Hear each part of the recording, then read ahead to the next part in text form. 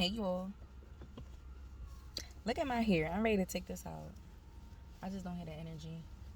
And I want to go out tonight, so I'll take it out tomorrow. Because I ain't going to be done taking it all this out today and do it and everything. I'll take it out tomorrow. But anyway, today is a good day. And I haven't smiled in like a long time. Like, I have been going through a lot of stuff lately. A ton of stuff. Like, family members passing away, job changes, house changes, relationship changes, all kinds of stuff. Why the fuck? I'm here to announce to you guys as a PSA, your girl is free. I'm single. I'm outside. How y'all doing? Because like it is what it is. And I'm like really excited that this has happened because now I could breathe. Now I know, and I don't have to guess and wonder and be sad, and I know what's going on now. Like, I caught you red-handed, and you're foul, and it's it. Like, that is the fuck it. I am done. When I say I'm SINGLE again and I'm hanging out the window with my wretched ass friends. Look, I'm going outside tonight. I was the fuck outside last night. Bitch, don't play with me. I'm going outside. I'm just excited because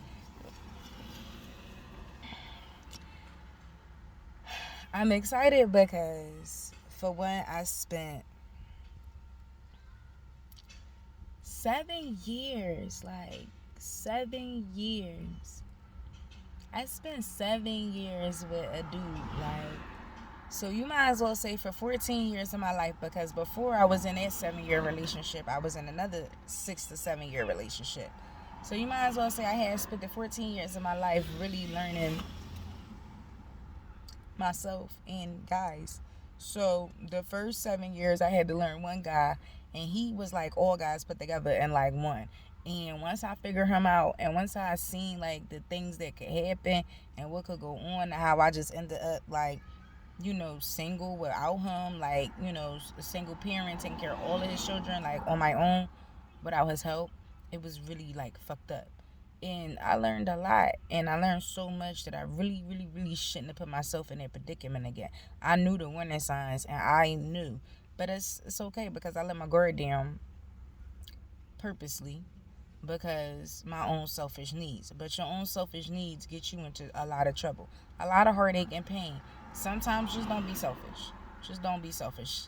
Like, I know you probably like, fuck it, I want it, because that's how I was. I just was like, fuck it. With my second relationship, I ain't give a fuck. I was like, I'm going to do whatever I want to do. I know he a piece of shit, but I'm still gonna rock out with him. I like, XYZ, and I'm a, ride until the wheels fall off or whatever. But in all reality, I was not doing anything but hurting myself because I was prolonging something that shouldn't have been prolonged. I spent unnecessary time, money, and a lot of stuff like that. I did things that a wife should do. I was a wife. I was 7 years locked down doing wifely duties. You might as well say I done been married to motherfuckers for 14 years because there's nothing that, didn't come with my package. Now, what ended up happening is once I peeped that you got schemes, and I mean schemes, I mean like you buy concert tickets and you fucked up and you don't got no money for your car note, and then you telling me like, hey, I need you to give me money, like I need this money, like I have to pay the car note, like I need this money. Like, bro, one thing I'm not gonna do that because you know what the fuck's going on. That scheme, I'm not with their scheme shit. So when I peep certain schemes about a person, I be like, oh no, we not doing that. We not doing that at all, because it's pointless. Fuck you want to be scheming all day for? Fuck you want to be getting on people's nerves doing unnecessary bullshit. But anyway, I'm literally in like a celebration mode. Like, I feel like a weight has been lifted off my shoulders. It was funny because a couple of days ago, me and my ex-boyfriend we had like just came to the conclusion that it was not working no more. Like everything that I was trying to do to please him was not working. The things that he was voicing that he wanted done, to make things stronger, to make things better, they was not working. I was doing it and it was almost like he didn't see that it was being done. So I'm like, okay. He said, a few times he been dropping pretty much. Well, besides us being, parents, we really don't have much for each other. Like, we don't, the end of our rule is approaching. Like, I can feel it. Like, the energy is just, that's fine. That's fine.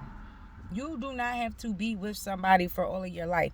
You do not have to be stuck with somebody. You do not have to be with them. You can be by yourself, or you could be with whoever the fuck you want to be with. But at the end of the day, you got to move accordingly. You got to stand on what you out here doing, what you trying to do. So, my ex-boyfriend, we just basically like parted paths. So I told him, fuck you. He said, fuck me in so many different ways. And we gave each other our rings back. I gave him the one that he bought. I gave it back to him. He gave the one that I bought back to me. And we went our separate ways.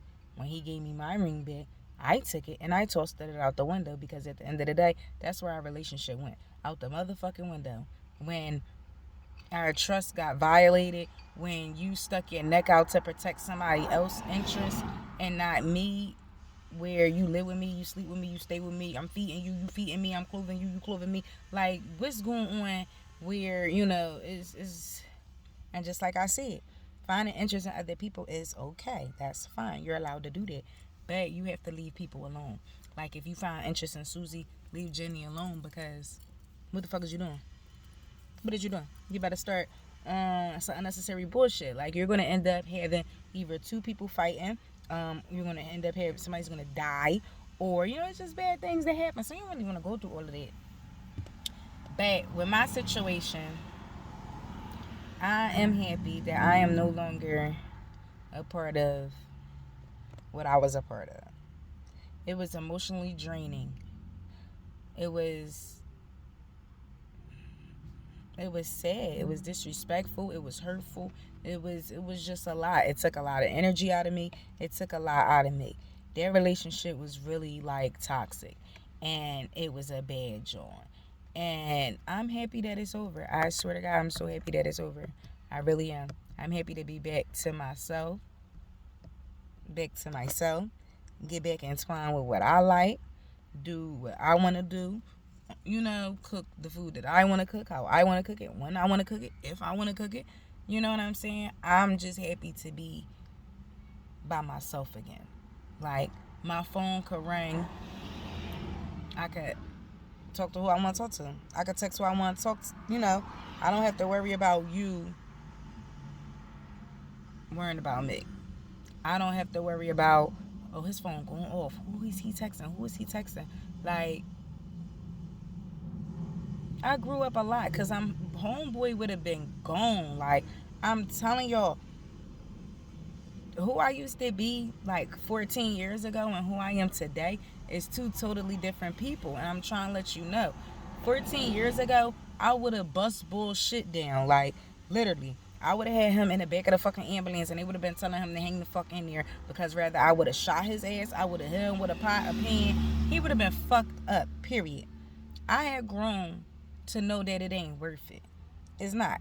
It's not worth it. You're not going to get nowhere. He's going to do what the fuck he want to do anyway. And it's best that you just take that initiative and go ahead and enjoy what you got for yourself. Sometimes it's a blessing. You don't want to I found myself dumbing down my light.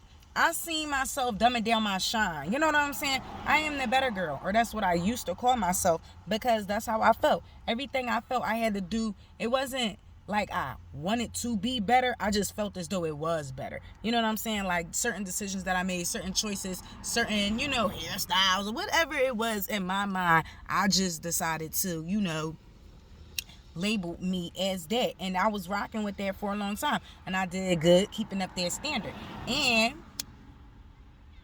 when I got into this relationship with this person, things started to change. I started to notice that he concerned about what I'm doing with my money. Oh, you got your nails done. You shouldn't have did that. We got other bills and stuff like that. So now I'm deprived of my nails. I'm deprived of getting my hair done. I'm deprived of, deprived of going shopping, buying stuff, doing stuff. Deprived of seeing my family. Like, you don't do that. You don't do that to people. You don't do that to people. So I'm happy that I am like free of that headache.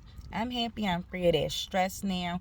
I'm just happy that things went the way they went these last, I'm going to say week, 24 hours, 48 hours, 72 hours, whatever. But I'm happy. I'm very happy. I'm content. I'll probably be lonely and sad and stuff like that because it does hurt to know that you loved somebody. You truly, truly in your heart loved somebody and you cared about them. Like, cared about them. Their best interest was always like,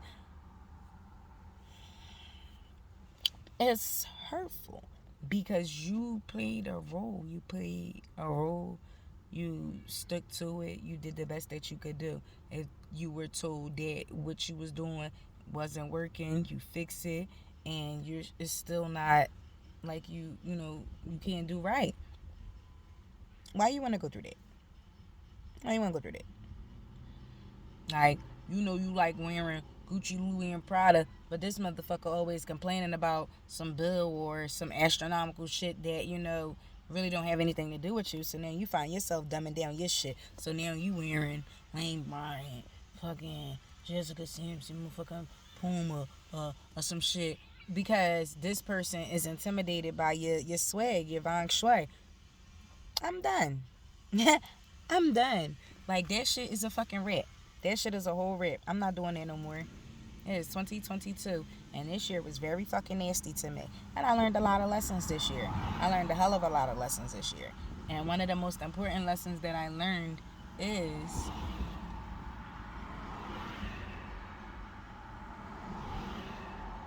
God will show you what he wants you to say. God gets tired of pussyfooting around with you, playing cat and mouse game. He'll show you. Because literally, like, yesterday night, my ex came home from work. And it's funny because he wasn't even my ex when he came home from work. We was on the phone all day long talking, just woke up, kissed each other goodbye, had a good day. Listen, everything was fine. Everything was cool. And then he goes to work. He comes home from work. He goes upstairs. He showers and changes. And he's right out the door. And I'm like, well, damn. You already been at work for 12 to 14 hours. You back out the door. That's what? We seen each other for, 10 minutes at the most today? Okay. So he goes out. And I say to myself, so now go ahead and go out. But then he tries to dumb down my shine. I say, well, if you go out, I'll probably go have a drink somewhere. Where you gonna go have a drink at? The bar. Oh, well, why don't you call your girlfriend and see what she doing and go, maybe I just want to go by myself. You ain't going nowhere by yourself. Only place you going by yourself to the corner store. Okay. So, and you don't even go there. Okay. So, he leaves, goes out, enjoy his night. I don't call him, I don't say nothing. Literally, I stopped calling Bull. I don't call Bull for shit. I don't ask him for money. I don't call him for shit. I don't need him for shit. It's literally nothing that this nigga can do for me. Like, nothing.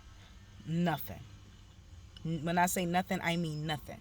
It's literally nothing that he can do for me. And that's when you raised to become an independent woman, you do things on your own, you start to get that, oh, I don't need that motherfucker. What? You need what? Bitch, I got that already.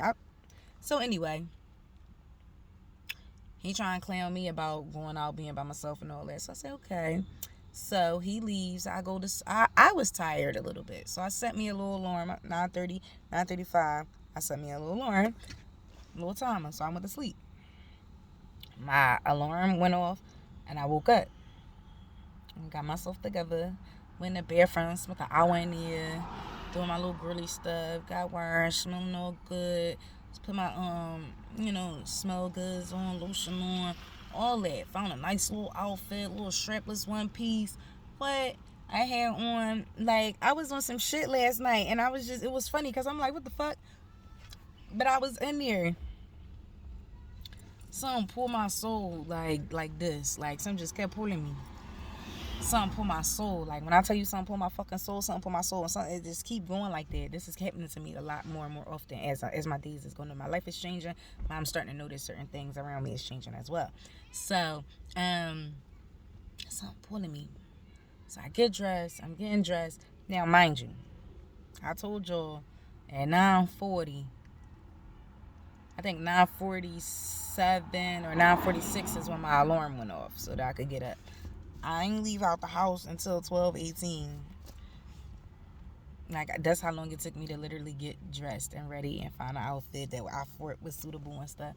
So I didn't get out of the house until fucking 12:18. So I'm out here like, Tanae, just sit your ass down. Ain't shit out there. No, sit your ass down.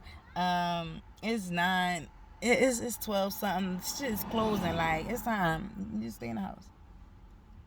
Someone's like, girl, something kept pulling me like, no, we outside tonight. I was like, and it's nice. It's not cold outside, and it's drizzling a little bit, but the drizzling had stopped, so it's like kind of a little muggy a little bit. No, we outside tonight. So I got dressed, got out the house. Some say it was between 12:30 and 1. I got to my destination. And so it was this little spot, a little pub or whatever, and I never been in there before, but I drive past there a lot, and every time I drive past there, go to the store next door to it, like the music be on and be jumping, so I'm like, I'm gonna go in there one day. So that's why I ended up. I had a couple different places in my mind that I could have went, but at the time was getting late, bars close at 11, 12, 1, so I went over there, and the most of the stuff goes at 2. So I'm like, I'm gonna go over here. So I goes in there, I gets there, and the security guy gave me so much trouble, like, getting in the building. So he like, open your bag. I open my bag. He shines a little flashlight through my bag. So then he looking at my keys. I got this little razor, little knife thing on my key. We can't bring that in here. Okay, it's about this big, but I can't bring it in. Okay. So I'm gonna go put it in my car. I can hold on for it.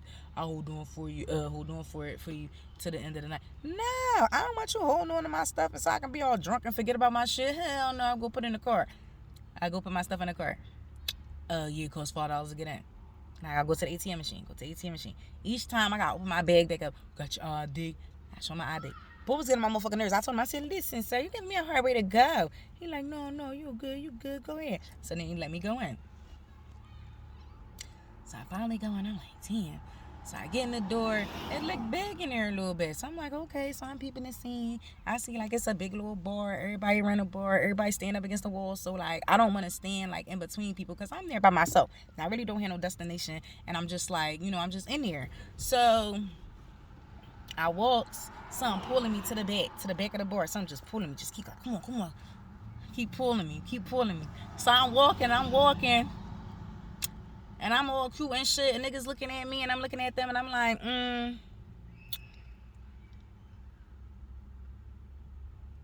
I look. I said, what the fuck?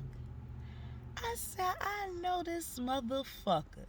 And who I see? My ex-boyfriend, all in the club, or whatever the fuck, all hugged up on some bitch, hugged up, just dancing, boo loving, just enjoying his motherfucking self. Like, then his mama and his sister, they sitting there just chilling on a hookah, just watching him be a piece of shit ass man. Because these bitches call his phone every fucking day complaining about what their fucked up men do to them. And he's feeling sad and he's crying. Meanwhile, back at the ranch, you out here doing the same shit them niggas is doing to your mom and your sister. And your mom and your sister's having a ball watching it. Because they like, yeah, I get cheated on all the time. Go ahead, Twan. Go ahead. Like, no, that's not what you do. You say, yo, son, yo, bro. Like, this your chick? When you gonna leave little shorty alone at the crib? Like, when you gonna stop messing with her? Don't you think you need to break things off with her? Start moving out? That's my whole thing. And I told you, it's fine that you want to see other people. But, bitch, you got to go. You got to find you a house. And you got to go. You can't stay the fuck with me. You can't stay in my house no more. Why do you think you should be able to stay there? If you seeing other people, that mean I have to see other people. So that mean when you say, okay, I'm going over such and such house, you get up and you go to such and such house. When such and such say, hey, I want to go see me, his girl,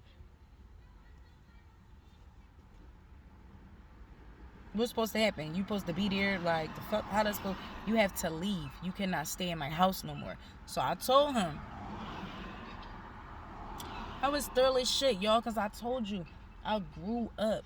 I grew the fuck up, because 14 years ago, I would have had shorty, I'd have fucked his mom up first. I'd have fucked his mom up.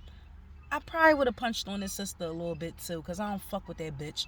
But she ain't really got nothing to do with the situation, so, you know. But his mom definitely would have quit that shit, because you was allowing this to go on. You're raising shit. Like, you're raising bad habits. Like, you have raised a bad-ass example for a fucking man and a father. But that's not what we're here to talk about. What we're here to talk about is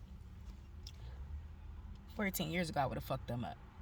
I would have whooped his ass. I would have dragged him by his locks and knocked his big 400 ass on the fucking ground, because my man's so light on his feet. I would have knocked him the fuck on the ground, and I would have fucking stumped his face in. Once he got up, I probably would have been long gone. And then his little bitch would have caught it. Little bitch and his sister probably would have had to try to rule on me, because they would have caught it. Like, they would have been so mad at me, and she would have just had to caught it. And then when they would have had to come outside, all his windows to his car would have been fucked up. I had grown up, okay? I had grown up. I tore that place up in 2.1 seconds in my motherfucking mind when I seen what I saw. But I kept it classy, because I came out for a reason. And I was looking good. I was smelling good. You was not going to stop my shine. I'm paying for my drinks. The fuck? So I see him. He don't see me, mind you. He all in love. Like, he don't see nothing that look like me. He's in love. So his mom and his sister like, So I walk up to his mom. I'm like, hey, yo, Miss such and such. Yo, he can't come back to my crib, sis. He cannot come the fuck back to my crib. I mean that shit. He cannot come back. So she's like, okay. And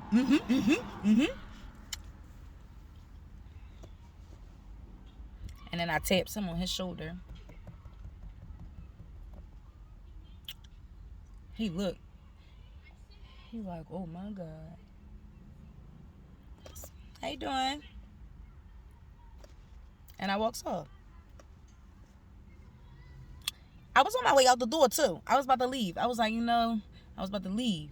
And I said, Tanaya, I said, sit your ass down. Go get a fucking double shot or wherever the fuck you came in here to get a double shot of. Continue the shots to keep the fuck coming and do what you came in here to do.